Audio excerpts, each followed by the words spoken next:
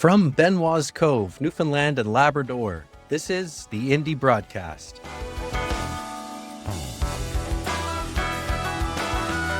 There's 1 week until the 2025 federal election, and the Independent is here to cover it.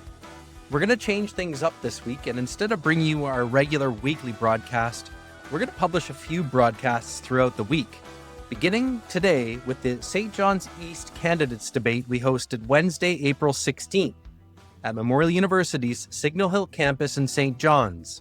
It was moderated by Indy reporter Yumna Iftikhar. To be the first to get our broadcasts and stories, be sure to sign up for our free newsletter at theindependent.ca.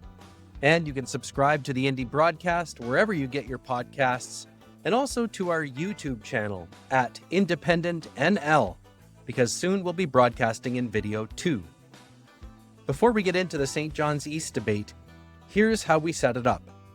In the first round, we give candidates an opportunity to introduce themselves and tell us what they're hearing at the doors and why they're running for a seat in Parliament.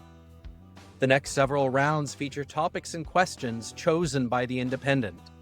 Candidates were given the topics ahead of time, but not the specific questions. After those rounds, we hand the mic over to the audience, who ask thoughtful and engaging questions. Joining us for the debate are Communist Party of Canada candidate Sam Crete, NDP candidate Mary Shortall, and Green Party candidate Otis Crandell. Liberal incumbent Joanne Thompson and Conservative Party candidate David Brazel were invited, but they declined our invitation to participate. Here we go, starting with Communist Party candidate Sam Crete. I'm a communist, a part of the Communist Party. We are the second oldest political party in Canada. We started in 1921, so this is our 104th year of being active. When we're going to door to door, people are very concerned about things like grocery prices. People are afraid of, job insecurity. There's a lot of worry out there at this moment. We are very much in an age of falling expectations, and that is very much true here in Newfoundland. People are also afraid of things like climate change. People are very much afraid of fascistic threats coming from our southern border. And we're worried about our economic downfall that is seemingly on the horizon as well. And really, as a Communist Party, what we see that all of these crises, right, all of these problems that people are really worried about, they are facilitated by or related to a capitalist economy. It is a capitalist economy that makes these things sort of happen. And until we change fundamentally and radically how our economy operates, we aren't able to actually address these crises as we need to, right? For example, for the climate change, right, it's there's things that we can do. We can increase taxation. There can be, different sorts of carbon taxes if that's what works. But fundamentally, it's about funding allocation, right? And it is not profitable necessarily to be investing in green energy, for example, as it is in other more fossil fuel related industries, right? So that profit motive gets in the way of us addressing what we need to be addressing. And that's sort of the basics of our party. We want to change our capitalist economy into a socialist economy to actively deal with all of these crises that we are facing. I'm Mary Shortall. I was born and raised, educated, worked, and currently live in St. John's East. I've been an activist all of my life in my community, in the feminist movement, in the union movement, in the social justice movement, and in the NDP. My entire adult life has been about one thing, and that's fighting for people. I've dedicated myself to making our communities and our province a fairer, more just place to live, to work, to raise a family, and to retire with dignity. I know what it's like to work hard and still lie awake at night wondering how the bills got paid. I know how crucial strong public services are because everyone deserves a fighting chance. For the past 4 years, I've knocked on countless doors, stood at demonstrations, rallies, picket lines, attended a wide range of events, volunteered in my community, and listened at countless kitchen tables and many other spaces because I care deeply about this riding and the people who call it home. But more than speaking, I've listened to the students struggling with debt, to the parents scrambling to find childcare and a family doctor, to working parents feeling like they failed because they have to go to a food bank to feed their children, to the senior forced to choose between heat, food, and life-saving medication. Their stories are why I'm running, to be their voice, to take on the greedy corporations and a system that's rigged for the wealthy few, to fight for pharmacare, healthcare, dental care, childcare, strong public services, because those aren't luxuries, they're the foundation of a just society. Well, my name is Otis, and I'm grateful to be here. It's really nice to get invited by the media. Sometimes I have to invite myself to these things. It's really nice that you guys actually contacted me and said, hey, come on out to this thing. So up until very recently, I had no ambition about becoming a politician. I don't think of myself as a politician. I think of myself as, I'm a Canadian, but, I'm getting on the years, and, over time I've started to say, I don't think that the system serves us. I'm running because I think we need to do politics different. I think we have to get away from party politics and look at people politics, where I think that you should be voting for a person, not a party. You should be voting for someone that's going to represent you and that's going to represent the people in this community. And that's why I'm running with the Green Party. I'm not a representative of the party, because the party has policies, and I agree with most of them. I think almost all of them, the ones I'm familiar with. But I'm at liberty to disagree with them. The Green Party does not hold me. If I am elected, I'm not held to go by their policies. And other Green MPs in the past have disagreed with the party leader and the policy party if it benefited their riding. And so I want to do politics a different way, to say, what do the people in the riding want? I've been going door to door. I hear the same thing over and over again. It's housing, it's cost of living, food particularly, transportation. So, yeah, I'm the first one in my family to go to university. We don't think of myself as, destined to be a politician. But I'm here because I'm Canadian, and I want to do things differently. I want a grassroots campaign looking at the people in this riding first and foremost. We're at the second round, and our first topic is the economy.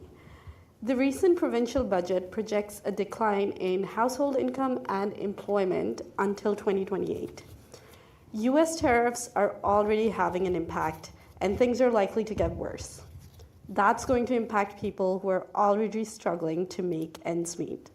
If elected, how will you help workers and others, particularly through taxation and social support? And we'll start with Mary. You have 2 minutes. Okay, thank you. That's a really good question, because we can and we should build a more resilient economy that puts people first, people before profits and people before corporations, not just because of Trump, but despite him. This is something that we should have been working on for the long term for a long time. People are falling through the cracks, and all those issues that have been mentioned around affordability and joblessness and everything else have already been issues identified even before all this happened. And the threat of tariffs and what's happening south of the border is only making it worse, but it didn't cause the problems that we already seen.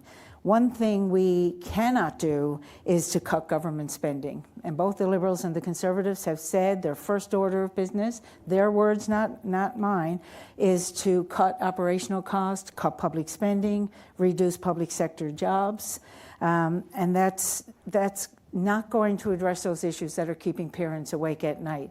What we need is investments in those public sector jobs, especially now, especially on the federal level, to make sure we have a strong social safety net for people who may need it before too long.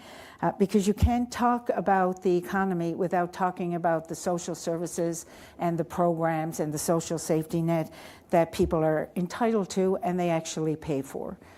We also need a fair taxation program. We don't need to cut taxes for the very, very rich or even for any of us except the very poor at this point, because we need those taxes to pay for the services that people need, and we need the people who are very rich to be able to pay their fair share. So a revision of a tax system is what's needed, not just tax cuts all the way around. We also need to work on those things that put a little bit of money in people's pockets. Sorry, Mary, that's your time. Okay. Otis. Yeah, I would agree also that we need to emphasize the social benefits that we can get. In terms, and people always ask, so, well, where are you going to get the money from? And one of the things is you do need to tax people proportionately. I mean, there's a lot of large companies that don't get taxed. You know, they get subsidized even. You know, that's not like, and some of them are ones that you could really benefit local. Like some of them do provide jobs, but we need to tax large corporations. We also need to look at some people that are making large amounts of money and tax them proportionately, not tax everyone the same, including the poor guy who gets taxed the same as someone else who can get tax write-offs and stuff like that. But yeah, if I think that if we emphasize on the social benefits that you get, such as health care, affordable housing, then we can attract people into regions. We can get industry working in those regions. You know, for example, here, and that is a big thing here, that we need to attract more people into the province, people with skilled, or retain the people that are here that have skills. You know, in order to do that, we need social services here, and we need an infrastructure that people will say, I like to live there. I'm going to stick around here instead of moving to another province or abroad. So the Communist Party of Canada has been advocating for Canadian economic sovereignty and independence from the U.S. economy for a very long time. Only recently have people on the Conservatives, even wildly enough, have been starting to suggest the same thing. It seems like now, though, the other parties are starting to catch up with us.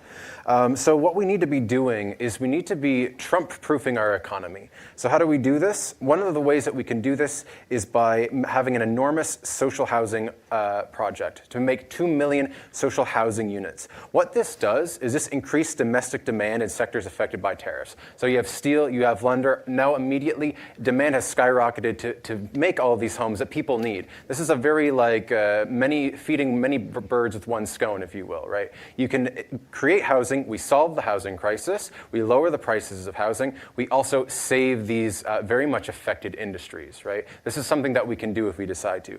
Secondarily, in terms of ensuring our economy stays stable, we can actually be nationalizing key sectors of our economy. We can be placing them under public ownership. This provides good jobs to people and ensures profits are reinvested into public needs, right? We can nationalize these industries, particularly energy would be very good, right? This should be under democratic control. Many of these big like energy sectors, social spend, all these things affect the public drastically. And so we should have a say over how they operate. And then we should also be redistributing those profits to everybody instead of just being in private hands. So yeah, we want public ownership of things like the banks, energy and natural resources, telecommunications and internet service. This is a great way to halt the privatization that's creeping in on our public infrastructure as well. So through these methods, we can actually deal with the problems that our economy faces. We don't want to be fragile. We need to be self-reliant. We need to have our own economic sovereignty. There are ways to do that, and that's how we suggest it. Mary, you have a minute if you'd like to add anything. I just want to add, just for that minute, that it is important that we invest in a kind of worker-first economy. And those are choices that can be made, listing all the things that we've been talking about, but like investment in decent, fair work, safe work, investment in quality public services, investment in local communities, small businesses, all those things that make us thrive as an economy. But if we want people to come here and live here and work here, which we do, then we need to make sure we have the supports in place for them to do that as well. It's one thing to say, let's just do it, but they need good infrastructure, good roads, good schools, good health care, access to health care. That includes pharmacare and dental care and all those things that help create a strong economy and to make this particular province thrive. There's lots of ways to do that. We just need the political will to do it. Perfect. So we are at our third round, and our next topic is natural resources and climate change. The climate consensus is clear. Fossil fuel extractions must end soon. The International Panel on Climate Change and the International Energy Agency have both said no more fossil fuel projects if we hope to achieve net zero by 2050. Yet we hear this province and others saying we need to ramp up oil production as part of green transition. And there are a lot of people in the city employed in the oil and gas industry. How will you, as MP, facilitate a swifter transition to clean renewable energy while ensuring that thousands of oil and gas workers can continue supporting their families now and into the future? And Otis, you're up first. Okay. Well, it's a good question to ask someone from the Green Party, I suppose. That's something that we actually talk about quite a bit. Right here in St. John's East, I think it's actually a really great area to talk about that because we have 2 post-secondary institutions here in town. I believe there are at least 15,000 students at Memorial alone. And I would be extremely surprised if some of them don't have ideas on how to do energy better.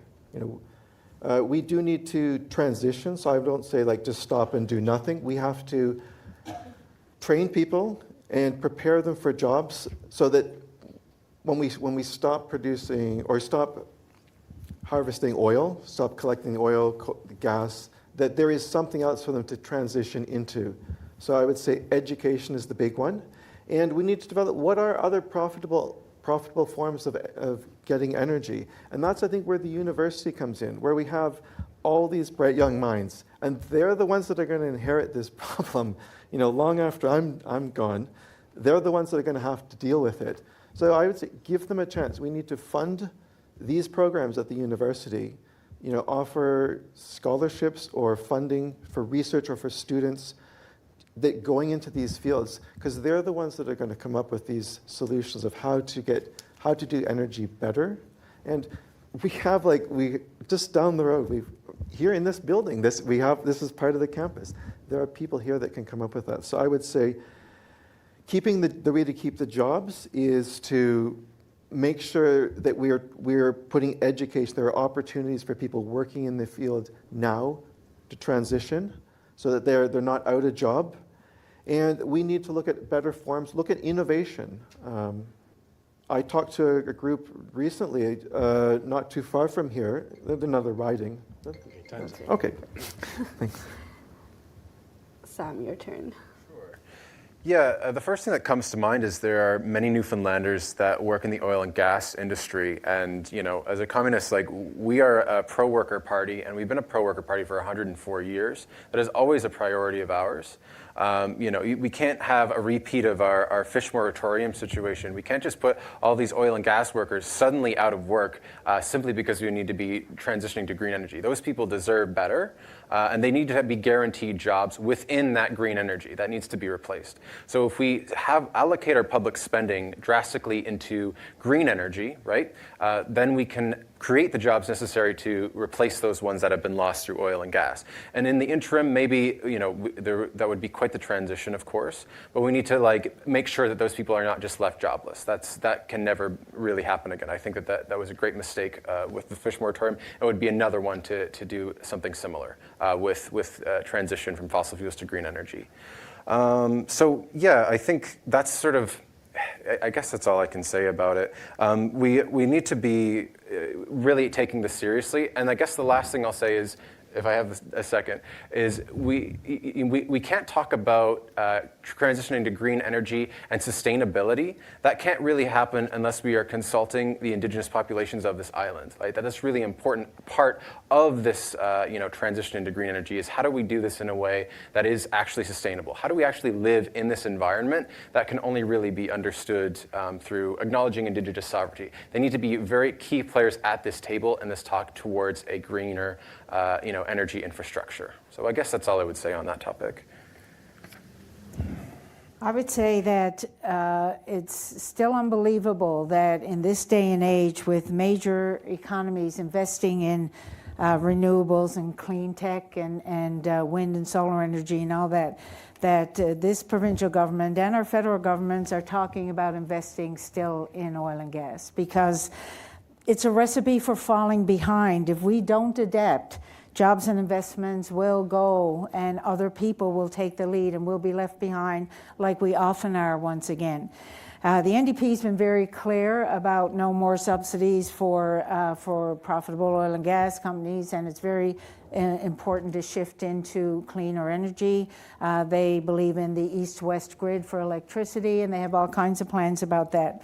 But I've been representing workers my whole life, and not only workers in the oil and gas industry, but workers who have benefited from the spin-off jobs from that. And if we don't do something, if we don't bring workers to the table, we bring industry to the table and governments to the table, Indigenous communities to the table, and the communities where these projects are impacting the way of life to a table, and talk about just not just how we transition into greener jobs and better jobs, but how we do it in a just and equitable way.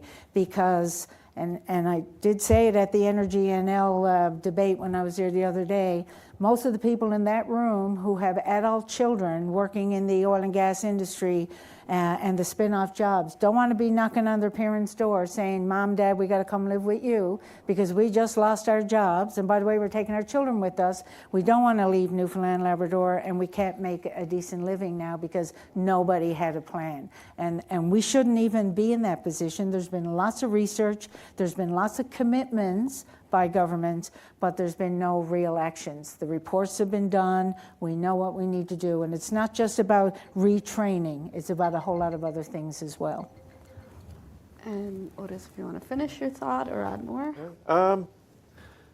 Yeah, I'm not sure that, I'm not sure if there's really much to add to it, but yeah, I do like one thing you said, like about consulting people. And yeah, in any type of big project, there is a lot of stakeholders. And I think the main stakeholders at the moment is like people in the city here who may have jobs other places in the province or the country. So yeah, I think any big project, and transitioning from fossil fuels to clean energy, that is a big transition. And any type of initiative like that, there would have to be a lot of people at the table, you know, to find out, like, whether from social point of view, technological point of view, that is a big initiative. But I do think that it's not, the big issue is not transitioning, it's the details of it where we need to bring in people for that. Yeah, to make sure that there are, like, these people aren't unemployed afterwards. Yeah. And we heard you guys talk about retention, so we're going to move on to immigration and population growth. Several industries and sectors are having trouble recruiting workers or keeping workers. And our population is aging more so than other provinces. While some labor-related issues could be addressed with a higher minimum wage, the province is abundantly clear that it needs to continue welcoming immigrants and newcomers to help fill worker gaps. Newfoundland and Labrador recently had to negotiate higher immigration rates after the Liberals slashed immigration numbers. If elected, what will you do to support the province's need for more immigrants? And I think we're back to Sam.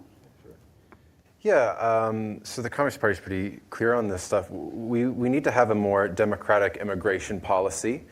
We need to ensure that there's never any deportations. And we need to ensure that the way that immigrants are treated here is so, like, often they become scapegoats for the capitalist economic crises that are happening. Things like housing are often blamed on immigrants. This should be considered hate speech, which is exactly what it is.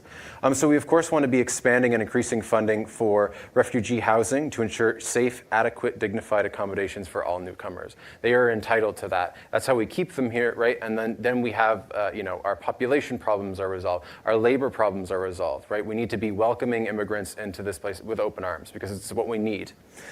We need to be scrapping temporary foreign worker programs, and we need to be providing clear and accessible paths to permanent residency and citizenship for all migrant workers. A lot of the coworkers that I work with are migrants, and it's just so wild to me that you have to be working full-time hours. You need to be classified as a full-time worker in order to get residency, even if you have a couple of different jobs. Even if you're working 70 plus hours a week at 3 different jobs, you're not considered full-time, so you don't get permanent residency. So that's a problem. We need to really be welcoming these people in, and I think that the policy is not so welcoming. Yeah. Perfect timing, Mary.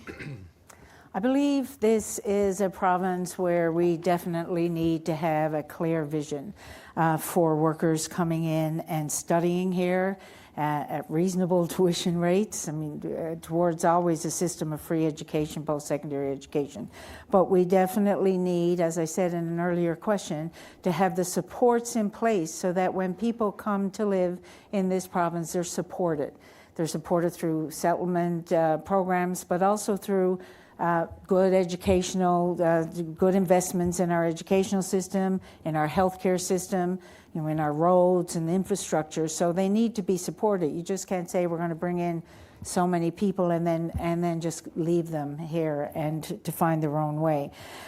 We need to fix the immigration backlog, which exists federally. We need to improve the foreign credential recognition so that when people come here and they're trained in a lot of the areas that we need, that they actually have a path to recognize their credentials faster and to work in key areas like healthcare and other areas as well. And we do need to end Canada's reliance on temporary foreign workers. These workers are exploited terribly. And if workers come in to fill jobs, even in a temporary way, they should be treated like every single other worker. They should have all the rights that every other worker has. They should be subject to workers' compensation legislation, which they still aren't, not tied to an employer, and they should be given the supports they need. That is a horrible exploitation of workers, and employers shouldn't be getting subsidies to do that. They should be paying them just like every other worker. We also need to implement a broad and inclusive program that gives people without status a clear pathway to permanent residency, and it shouldn't have to wait forever before they get that residency. There's so many things we can do. And Otis. Right. Yeah, actually, this is one that I was talking about with colleagues recently. So yeah, there's quite a few ideas on this, and this is something I've actually talked with people around town with. Like a lot of people here, we need medical professionals in this province. And the crazy thing is that Canada is receiving a lot of foreign medical professionals, but they're not able to work in their field because of its bureaucracy. So we need these people. We have these people, but we're not putting them, to the use, putting the occupations that they came here as. So we do need to make it easier first of all, for people to get permanent residency for high demand occupations and high demand research fields. We do need to speed up accreditation for high demand jobs so that we can get people here doing jobs that we need people doing and that they came here to do. We do need to scrap the temporary foreign worker permit, because if people are good enough to work here, they should be good enough to live here, which then means they can bring over their families as well. So it's not like they're isolated like that. As far as the growth, so this is something that we see here in St. John's. We've had a lot of international students come, and that is great for Canada. It builds our ties. It makes Canadian standards the international standard. And it brings bright young minds in. But we're not preparing towns to receive these growth in population. We need to, on a federal level, put programs in where we can invest. Say, if this place is receiving a lot more people, whether they're students or new immigrants, that we have the infrastructure for them.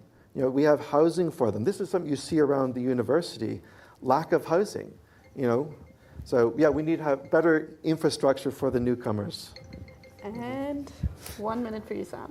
Yeah, and I just want to echo some of the things that have been said about credentials. I've been working with people in the nonprofit sort of sector, and they're like, they have PhDs in like biomechanics.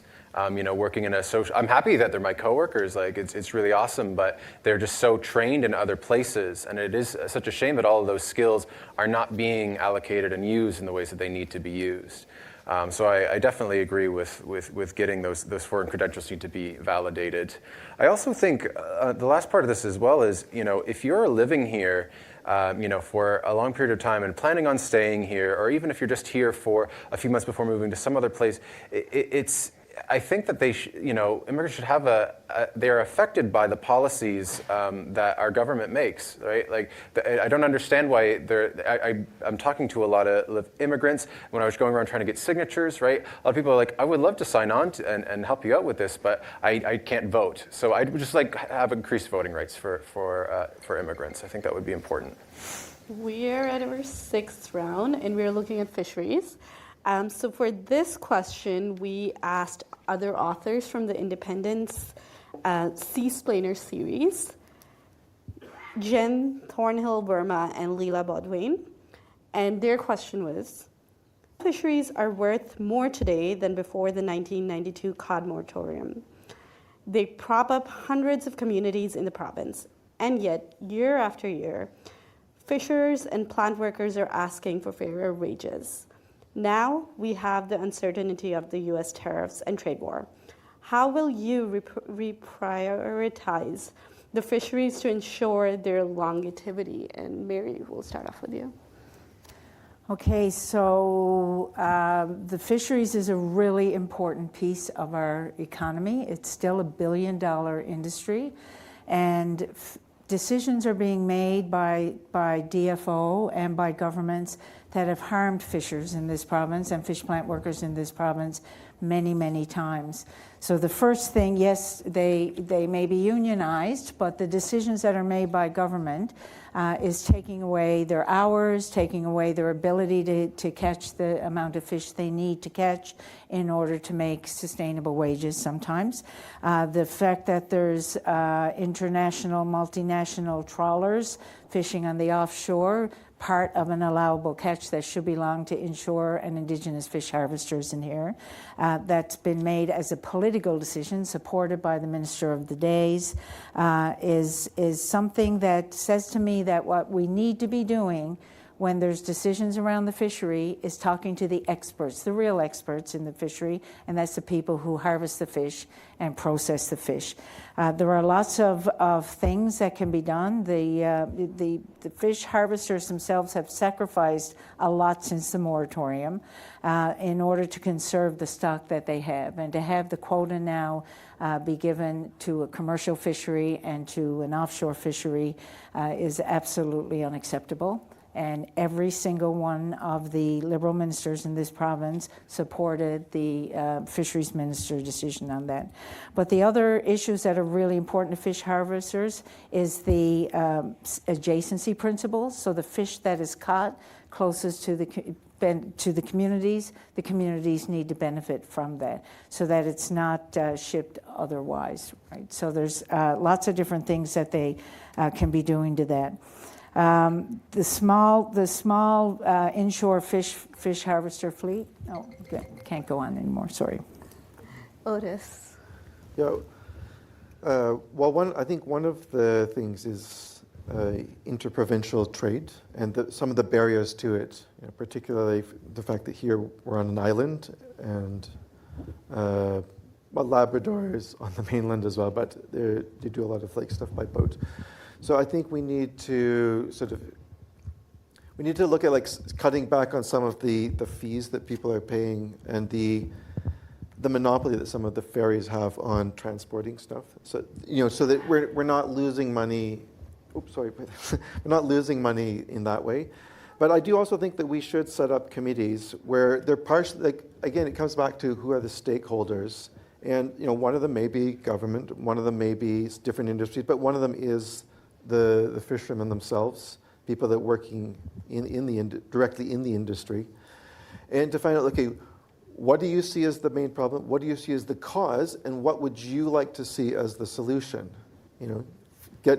And from there find solutions. I mean, I'm not a fisherman. I've worked in agriculture, but not in fisheries. So for me to come up with a solution would be a bit disingenuous. I think that we need to get committees with people that are in the industry themselves, not just politicians and lawmakers.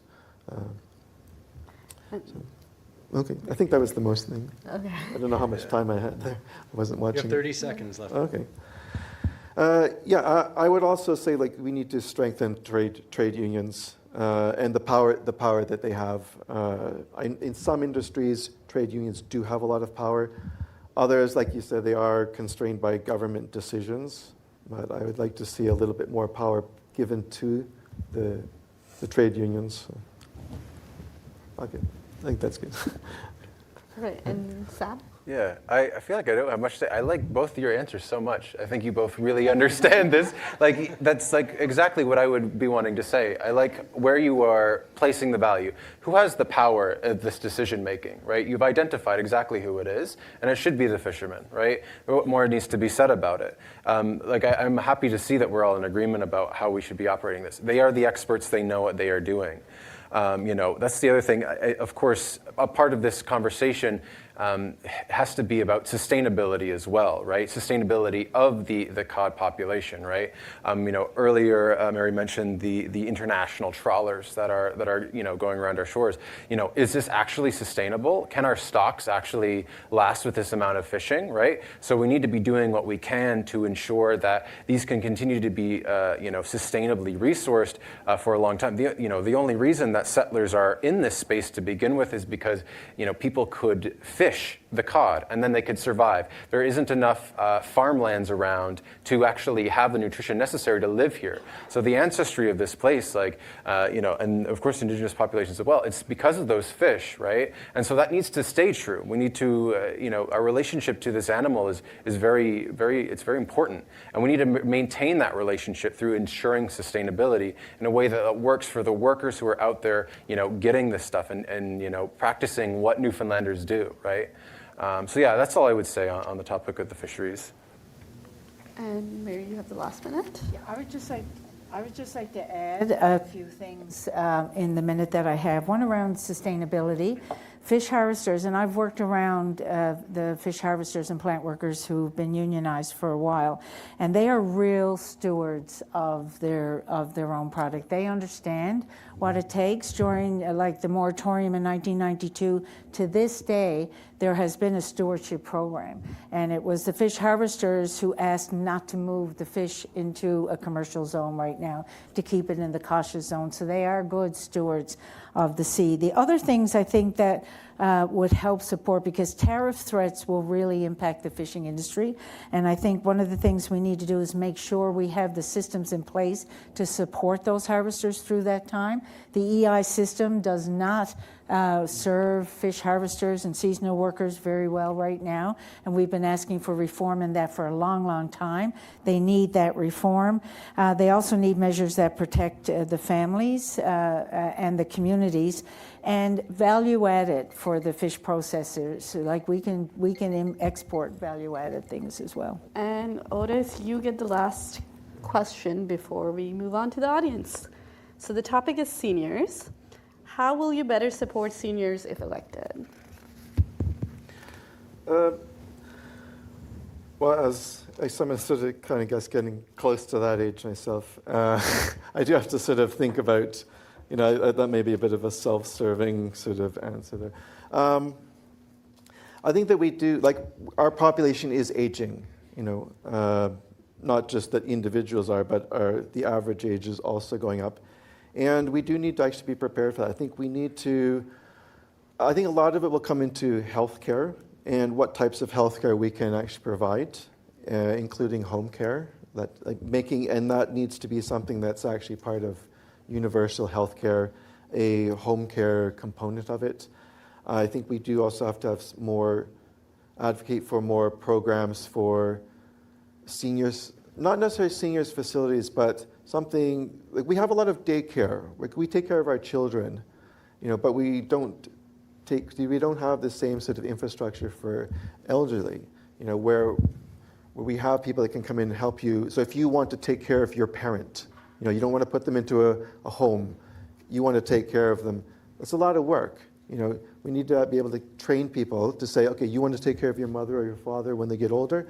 Here's training that you can do that. And then here's infrastructure so that you get the access to the medical facilities or medical personnel when needed, so that they can actually remain in their home with family as they age. I think we also need to really look at how pensions are. Because nowadays, I can't really think of, look forward to having to live off of a Canadian pension, if I don't have money put away, or, if I've worked at a really good job where the company is going to give me a pension. I don't know whether that's going to help the current seniors, but the population is aging, and we really do need to look at how pensions are going to be in the future. And Sam.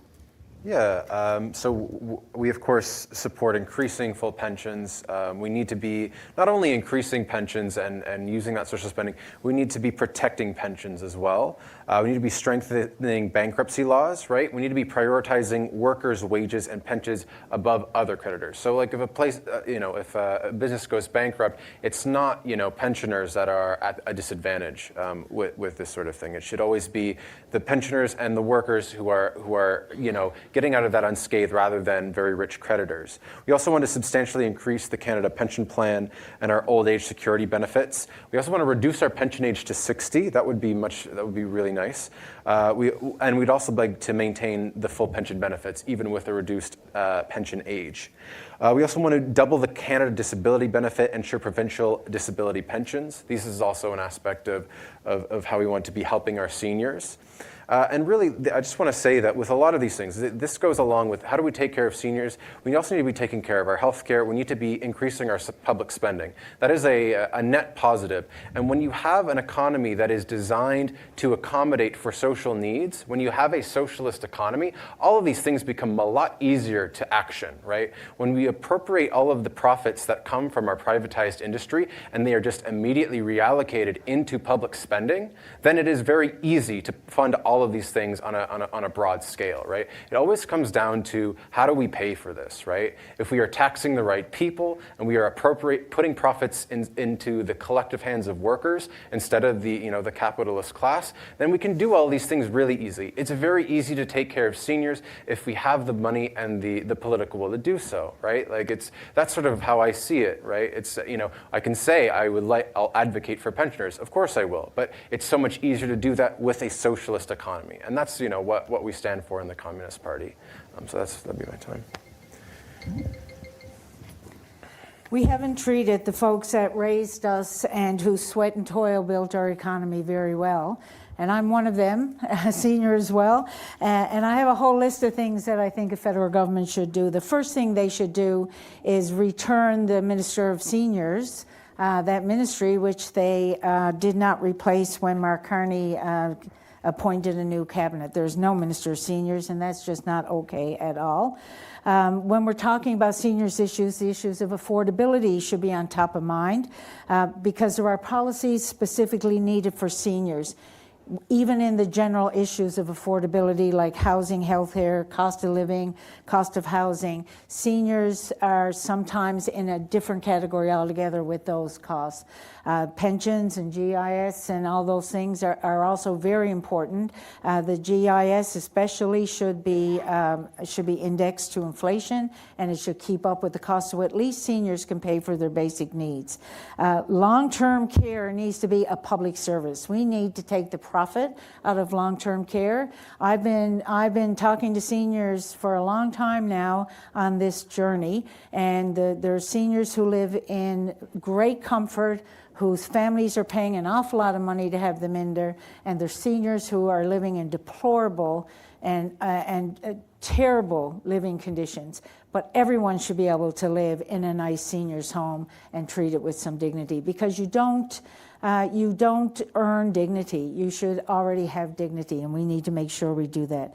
The pharmacare program should be made universal so that all medications are paid for, and we should make sure that we also look at a strategy for seniors so that a senior's lens can be put on all those things that policies and legislation that happen.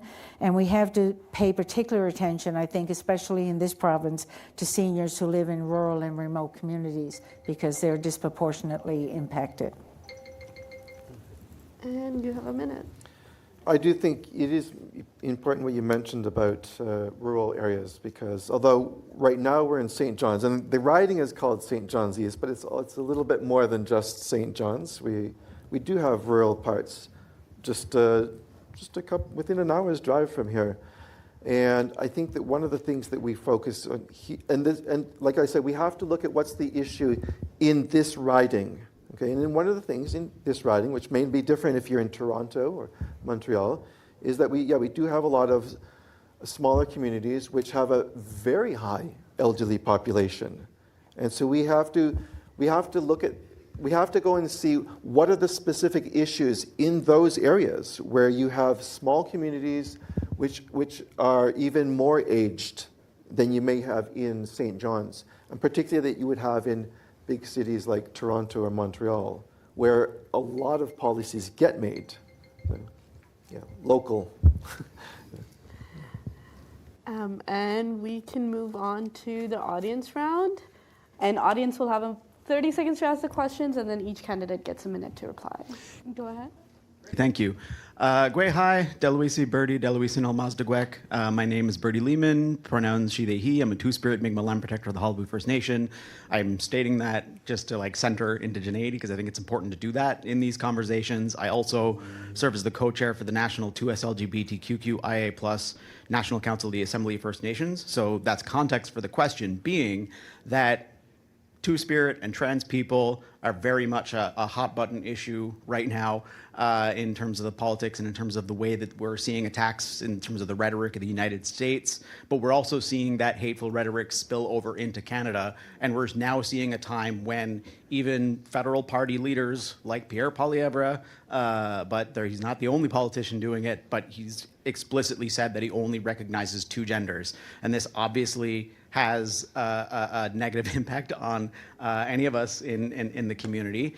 So I'm wondering, and it's been something that's been repeatedly talked about in missing and murdered Indigenous women and girls and Two-Spirit peoples inquiry reports for more than a decade now. So I guess with that context and with how governments have failed truth and reconciliation for more than a decade, what is your plan to support Two-Spirit and trans communities and Indigenous peoples in this country?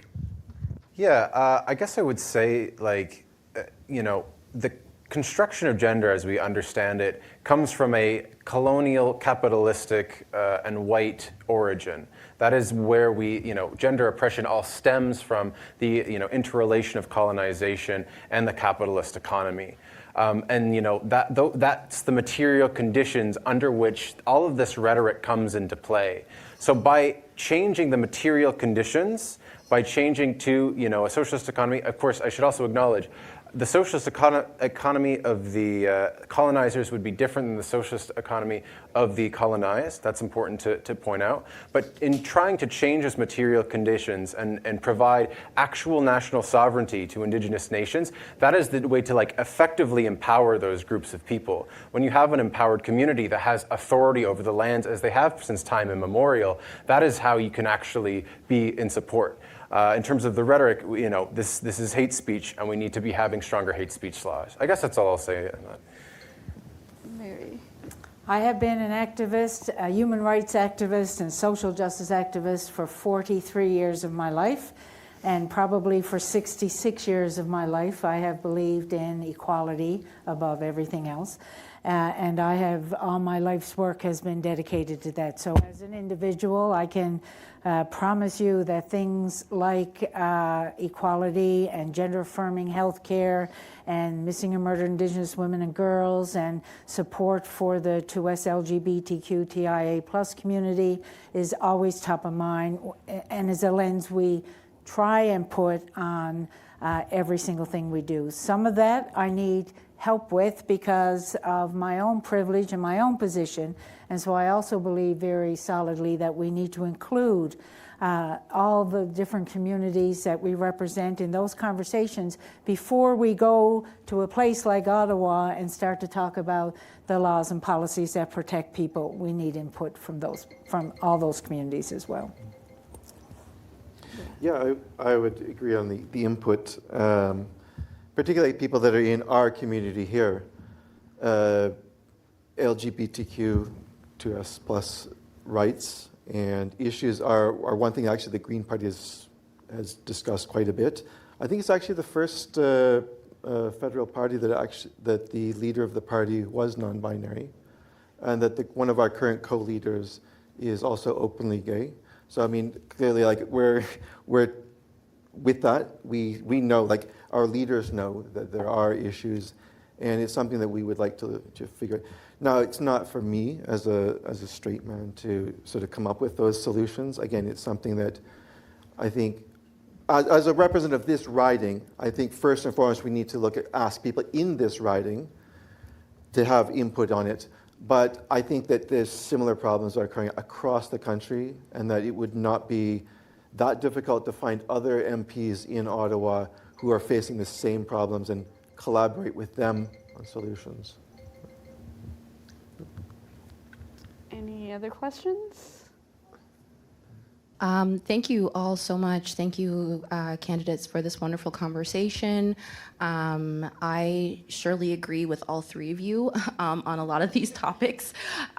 So in my mind, I wish I could have all of you, and I hope to see all of you at whatever level of leadership that's possible right now. And just being mindful of the fact that this is such an amazing conversation amongst almost friends and comrades. I've noticed oftentimes political, okay, I thought I heard somebody swear. I've noticed oftentimes political conversations circle around human rights issues, and oftentimes human rights issues become a political conversation.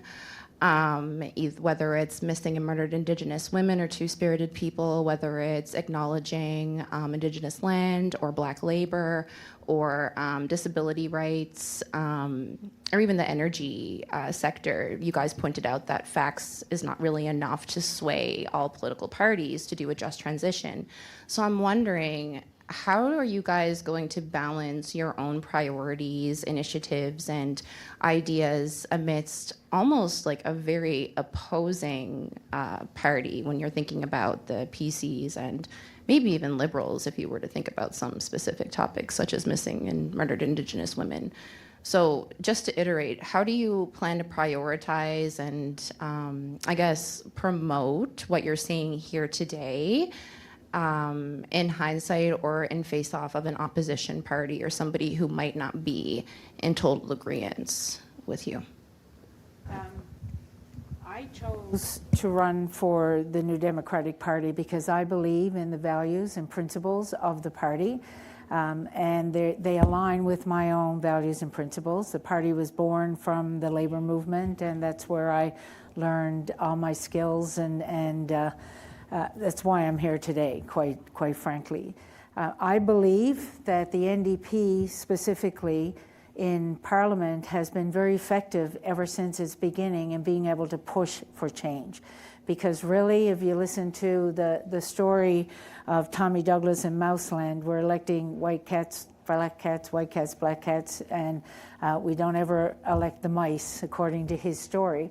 But we can be a voice that, especially if we hold a balance of power in a minority government, but you can still be the voice of working people and of people who have no voice, and still push, and the priorities of the party are many of the priorities that we discussed here this evening. And it is unfortunate that the other two parties aren't represented here, because they may have a different story, or they may say different things, but realistically, when the NDP are in power or in Parliament, whether we're in power or not, things happen like pharmacare, dental care, different types of legislation that benefit people, pensions, unemployment insurance, all that stuff. And Otis? Well, I think a lot of the issues that we're facing, like there are some issues that get the media attention, but a lot of the key issues are ones that I think if you put all five of us in the same room, we would all agree are the same thing. Like, housing is an issue, cost of living is an issue, the stability of our economy, in relation to our former relations south of the border, are making people nervous. Healthcare. I don't think there's any of the national parties that would disagree on the issues. So, one of the things, Green MPs, although we don't have a lot of them, they have consistently shown that in Ottawa they're very able to collaborate with all parties. I know Mike Morris has done a lot of work. He's worked with the Conservatives, the Liberals, and the NDP. And because they're not a rival, they're not, like, there's no ancient feud going on between them. They can actually work across party lines and say, well, what are the issues? So I don't think it's a big problem to get collaborators in Ottawa, particularly if you're saying, if I ask the people in St. John's East, what are the issues? What are your concerns for the future? I've been asking them at the doors. You hear the same thing. That's what you need to do. Stay in contact and bring that to Ottawa. And Sam. Yeah, I'd say, like, to be honest, if I got elected to Parliament, I think all that I could be, unfortunately, is a voice. That is the only thing that I could really provide to you. I think that's really important. I think it's important to talk about very openly the problems that you discussed. That is very important. But the mechanics of how they operate, to be completely honest, the parliamentary system has demonstrated that it is incapable of really effectively dealing with these problems. If we want to have actual things like true racial justice, that comes from outside of the system, as it always has been.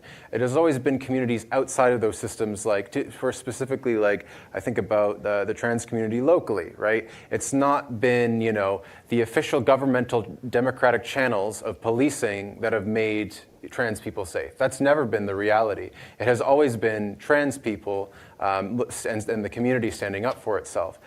So to actually address those things, I could go to Parliament and I could, say all of the right things, but fundamentally to really effectively deal with those problems comes from broad working class movements, right? On understanding class relations and having people power. That's how you actually get places. And then you can sort of bully Parliament into doing what you want. That's how we actually resolve our problems, to be honest. Yeah. I guess that's all I'll say, Anna.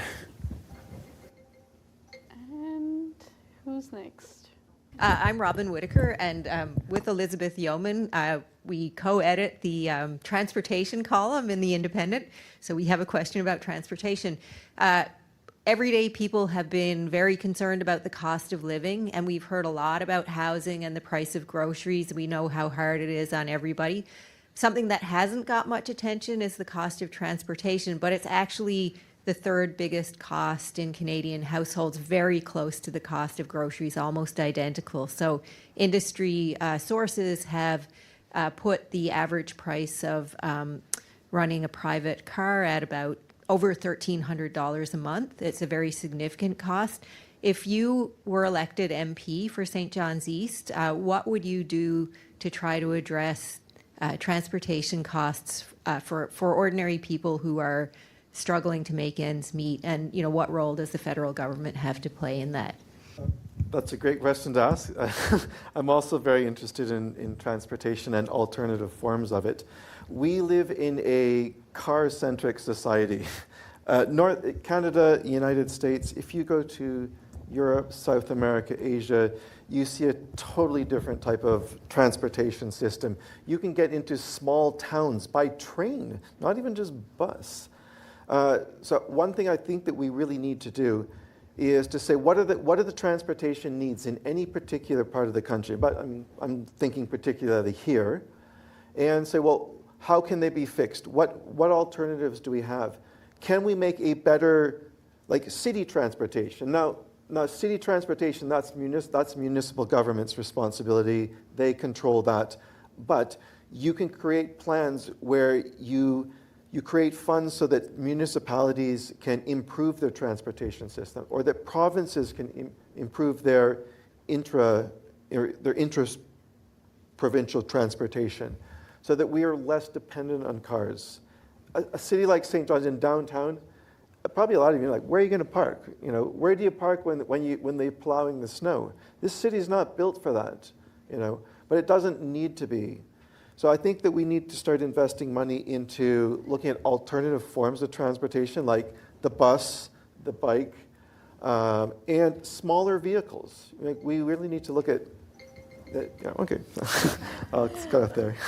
Sam, go ahead. Yeah, I think some of what Otis said I totally agree with. We need to have public transportation systems, right, that rely on green energy. That would be the optimal situation here, right? Then we are not relying on fossil fuels. We have sustainable transport that is also renewable and affordable. So that's sort of like the immediate answer that I would provide. We can't make that happen tomorrow. What needs to happen, of course, is drastic funding to public infrastructure. So that's sort of a more macro problem. But if we want to zoom out just for a moment, because I think that everybody has been feeling, there's a lot of complexities to what makes the gas prices what they are.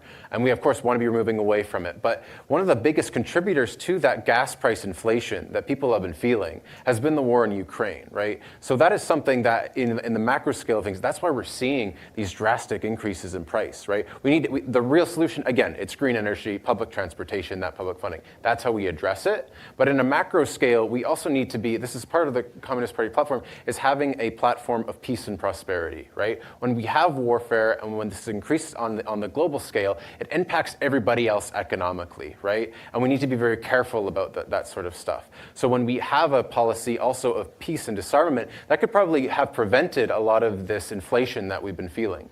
But that's, of course, a more macro solution. That's a very more complicated one. But yeah, definitely, public transportation systems that are accessible, that are green, that is just the most functional, easy way to do this. Well, it's not easy, but that's what we can do. Yes, absolutely. More investment in public transportation, green public transportation, and that is a federal responsibility, working with the municipalities in that.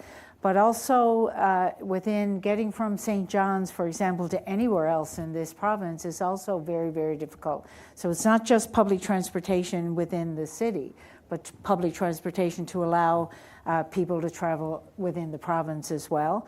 And we've had conversations about Marine Atlantic more recently. I don't know why the current government thinks it's a new issue that only needs to come up when we talk about interprovincial trade, because really the ferry system to leave this province is prohibitively unable for a lot of people to be able to use to travel on and off this island. So that absolutely should be free for people who live on this island, or for sure something more affordable than it is now, because it's very, very expensive. I think too, in urban planning, we have to make sure that where people can live, where they can walk or use bikes or have some kind of accessible transportation. We need better transportation for people with disabilities as well. But where we plan housing and where we develop housing also does not always pay mind to transportation needs. And I think that's another very important piece of it. Not that the federal government can determine urban sprawl issues, but they can certainly, in developing housing, make sure that that's a consideration. Go ahead. Ooh, yeah, quick question.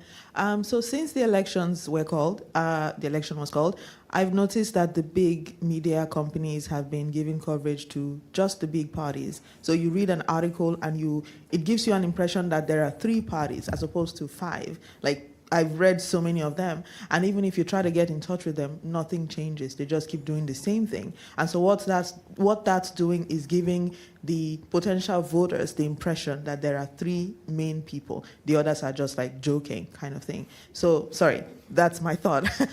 So my question is, if you get elected, how would you make sure that doesn't happen? How would you make sure that democracy is protected and the big media companies can give fair coverage to everybody, irrespective of if they're big or small?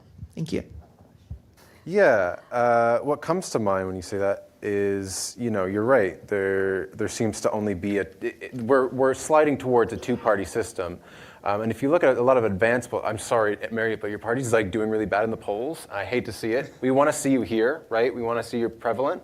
But that is sort of an unfortunate reality. We seem to be sliding, all that's to say is, we seem to be sliding towards a 2-party system. That seems to be the direction that we're going to. And the reason that we're there is because of a first-past-the-post voting system. One way that we can actually ensure a more democratic process is by having electoral reform. There's a lot of different ways to sort of change how we vote so that it is not just two parties in parliament, but then like the rest of us sort of have a chance at actually, you know, authentically representing our constituents, right? I think that there's a lot of different perspectives within this country that are never reflected in parliament because of this two-party system, right? So I would say my answer to that, like, how do we ensure this? Like, first of all, we need to be thanking our like new media sources, The Independent, that are willing to host us, and thank you so much for that, by the way. But you know, it goes deeper than that, where we need to change how our democracy operates so it is more democratic and gives you know, more room for different political parties rather than just two. Yeah, that's all. I have a couple of answers to that. The first one is definitely proportional representation. That's something the NDP fought long and hard for. Liberals promised, never delivered, surprise, but it's something we need to keep fighting for because every vote should count. If people have the privilege and the right to vote and they're very careful about how they vote, then that vote should be reflected. So I believe in that. The other thing I'll say about the media is that the power of the media rests with people who own it. And that's very clear in the concentration of the corporate media, what that means when people are making comments about who's who and who's winning and who's losing. And that's shameful. And the other thing that I will say is that it is only the Liberals and Conservatives who believe that we have no other option in this system. Those are the only two parties that keep saying it, and that is a strategic strategy on their part, especially when they concentrate more on fear-mongering than actually running on their own records. And that's all I'll say about that.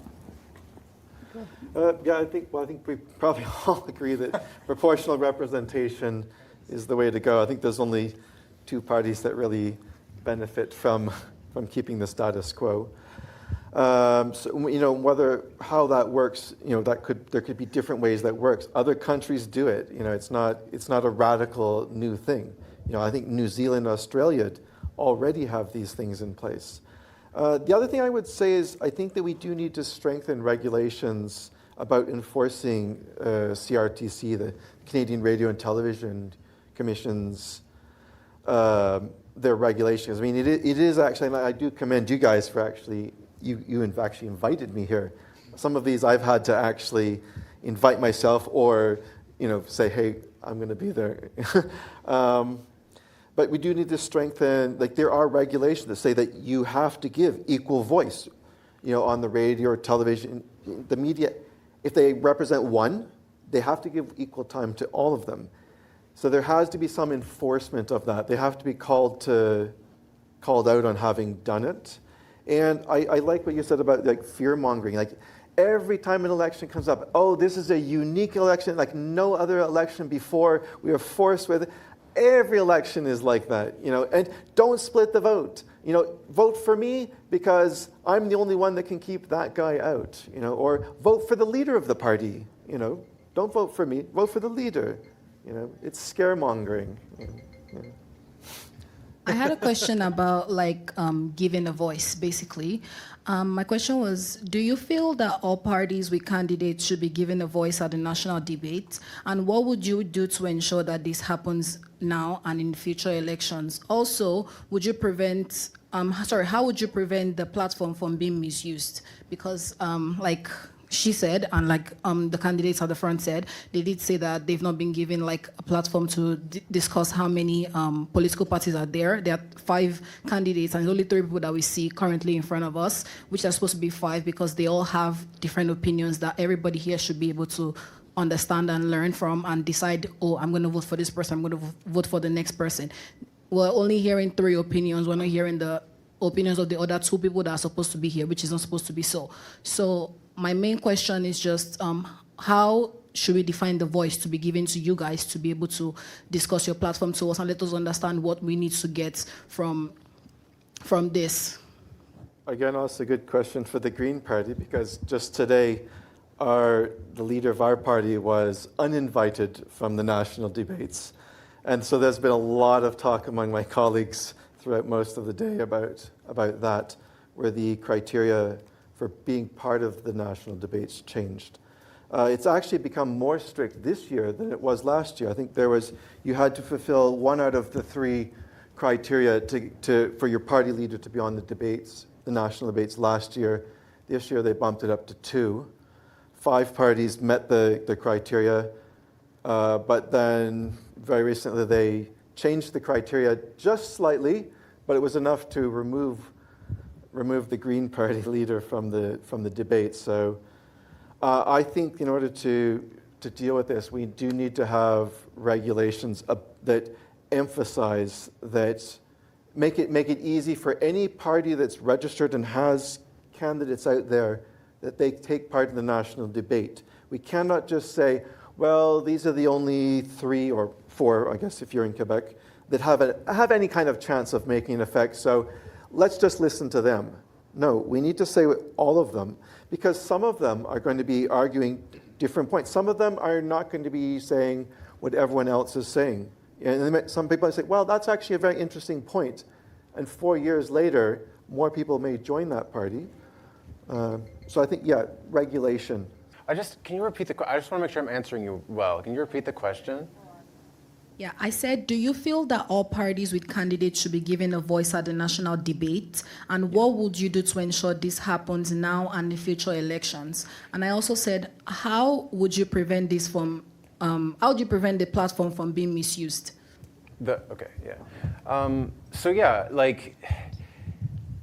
We live in a democratic system, right? That is arguably, the whole concept is that, you can vote for somebody who reflects your values. We are all very diverse people, right? There's a lot of different opinions, and it is it's such a shame to the democratic process that, most of the time your representative is not going to represent your values. That's true for most people, right?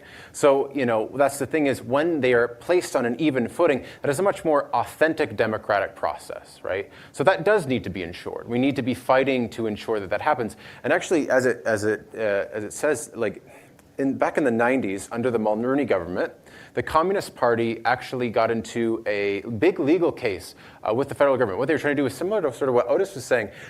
They tried to get rid of any parties that did not have enough seats in Parliament. They didn't have enough seats in Parliament, you can't even run in elections anymore, right? And so basically, they tried to attack that democratic process, but it was the Communist Party who fought against that in the federal courts and won that case. So we wouldn't be at this table as a party if it wasn't for communists fighting for that democratic right.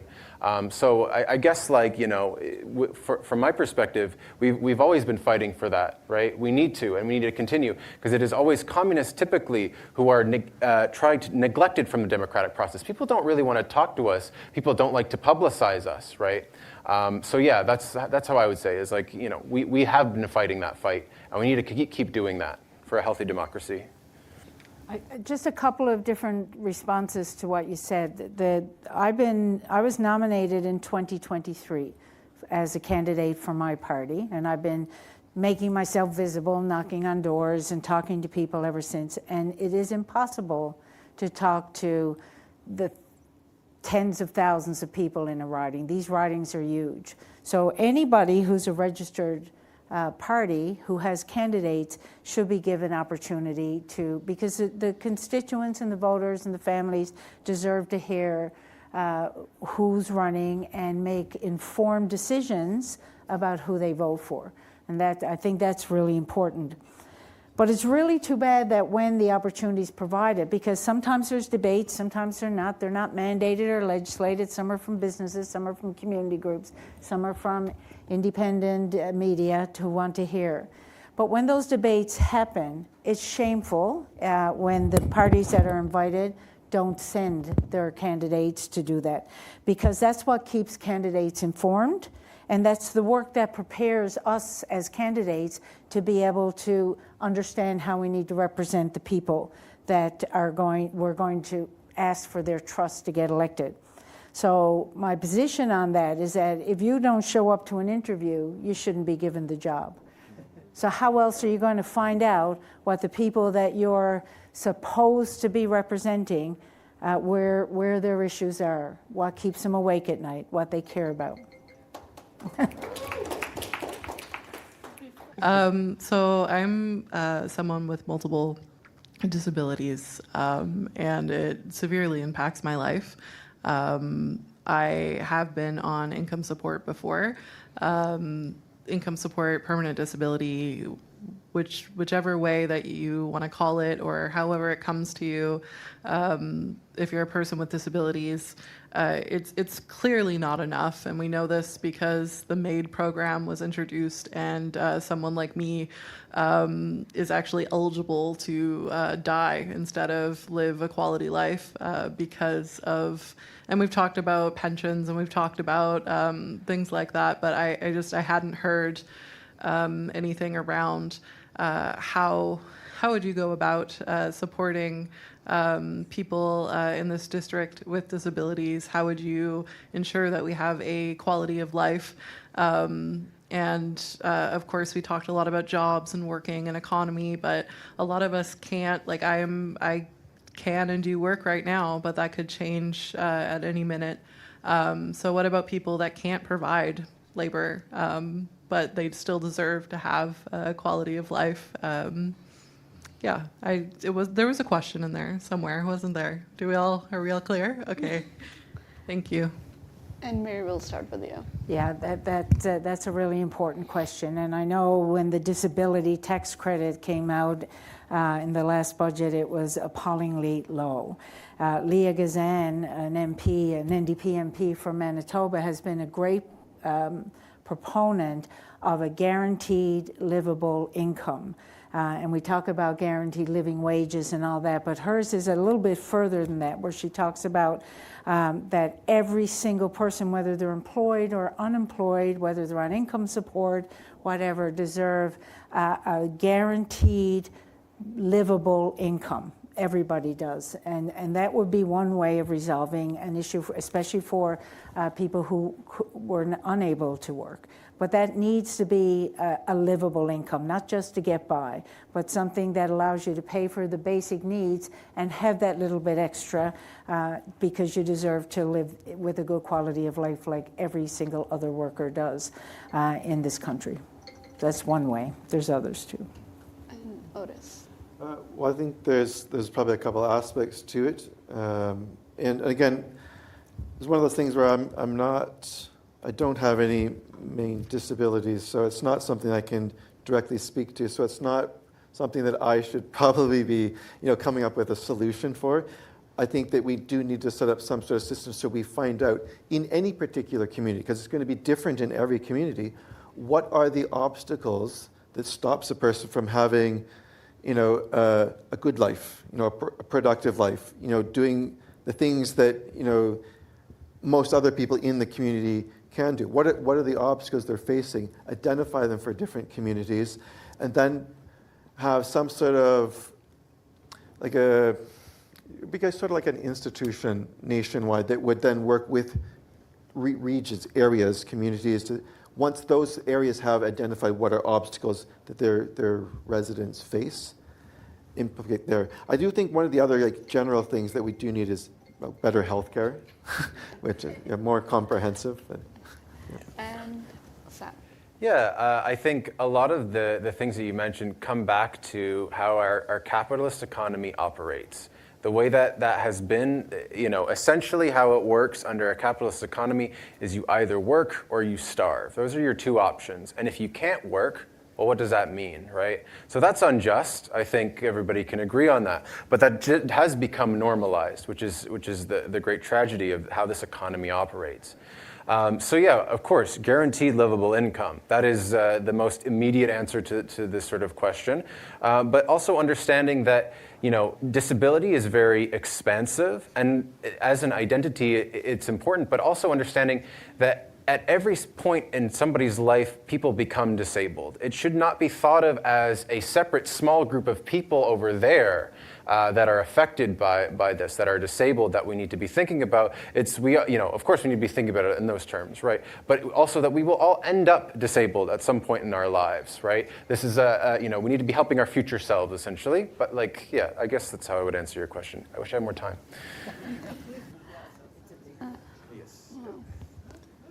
And go ahead. Hi, just one more question, I guess, before we leave for the evening. For a debate, there's been a lot of agreement this evening, and fair enough, but I just wanted to ask or give you folks the opportunity to maybe explain how you, as a candidate, as an MP, would be different or differentiate yourself from the other folks here tonight. And we'll start with Sans. Easy for me. I'd say I am the only candidate advocating for a socialist economy. That is the biggest difference that I have amongst these other two parties. And the other thing, I guess I do want to point out a couple of differences. So recently, the NDP and the Green parties, both within Parliament, have voted to increase military spending.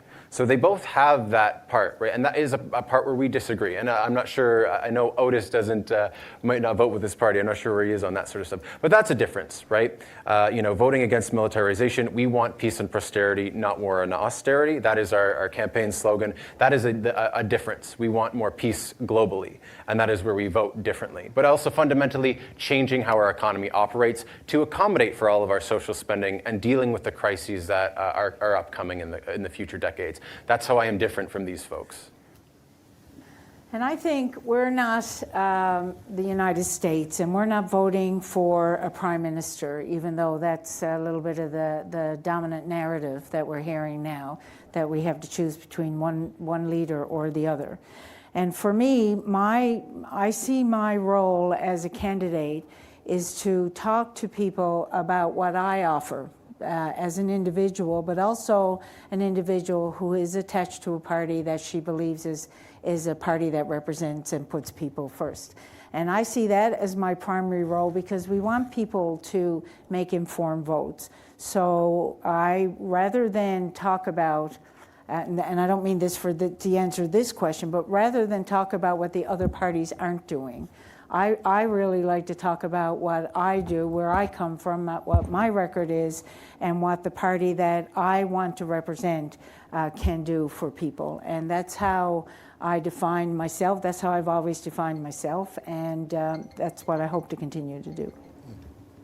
Well, I think one of the things I can say sets me apart, and I think any of the Green Party, is that the party, we don't have a party whip. Okay, so if there is party policy, I agree with most of the Green Party's policy, but I'm not obligated to. And even Elizabeth May has said numerous times to the public that Green MPs are free to disagree with her, to disagree with the party, if it suits the riding. And I think we're the only of the more or less bigger, we're not a huge party, but of the ones that have sitting members of Parliament that allow us to do that.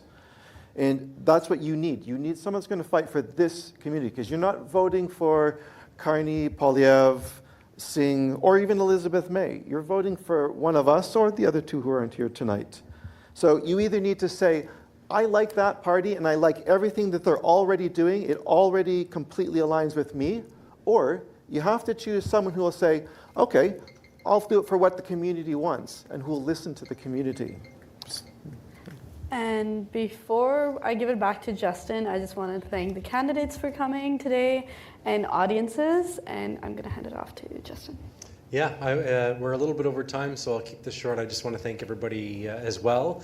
If you are here or watching online or listening in the broadcast that'll be coming out this weekend and you don't already subscribe to the Independence newsletter, with the billionaire big tech companies taking away our ability to share Canadian news on Facebook and Instagram, our main way of keeping in touch with folks is by email, plain old-fashioned email now. So sign up for a newsletter if you're not already. It's a great way to stay in touch. You can drop me a line, Yumna a line, if you have any questions or feedback or anything, anytime. We're accessible, easy to reach. So yeah, big thanks again to the candidates, and I think that a lot of other folks in other political parties have something to learn, to take away from tonight's debate. So thanks for showing up.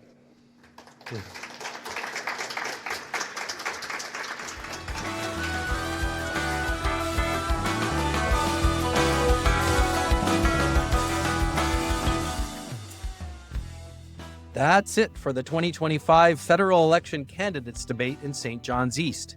You just heard Communist Party candidate Sam Crete, NDP candidate Mary Shortall, and Green Party candidate Otis Crandell.